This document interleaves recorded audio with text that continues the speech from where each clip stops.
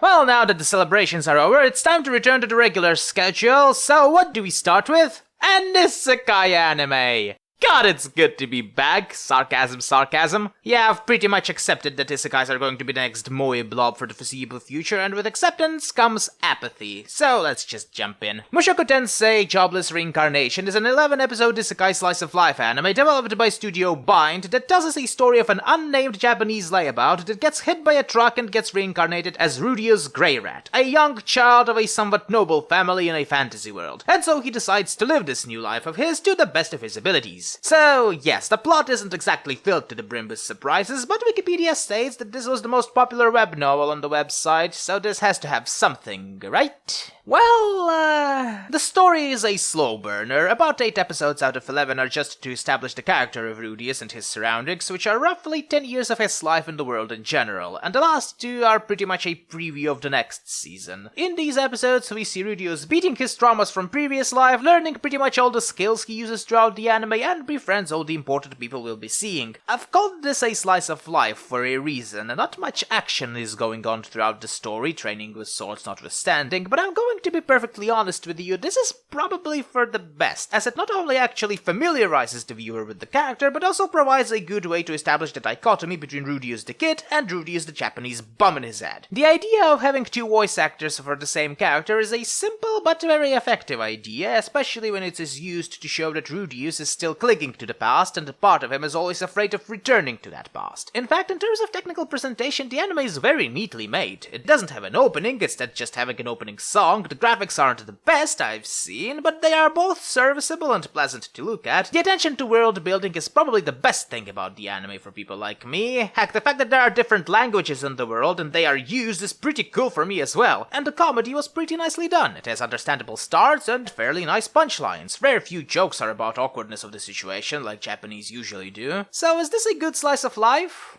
Quite so, yes. This anime has come the closest to what I personally would either make or would want to make for a fantasy anime, and from now I'll probably recommend this to people just based on that alone. Is this a good isekai anime, though? Now that's a loaded question. The way anime uses isekai elements is certainly interesting and thematic, so I can't really say it doesn't serve any purpose in the story, and it does help explaining why a 10-year-old looks and acts much more mature than he probably should. I'd say a big problem of this story for a typical anime viewer would probably be that it takes its sweet time to get to places, which I personally didn't mind that much. Now, I'd say the biggest problem for people would probably be the way it approaches sex and sexualization in general. While I personally didn't mind it, for none of it looks out of place, and also if you watched Game of Thrones or any other quote-unquote serious TV show, the things they do here would look tame in comparison, people will probably have problems with the fact that a 10-year-old is fully expected to fuck like a full-fledged adult. That he's also eager to do so certainly doesn't help. Oh, and the ending feels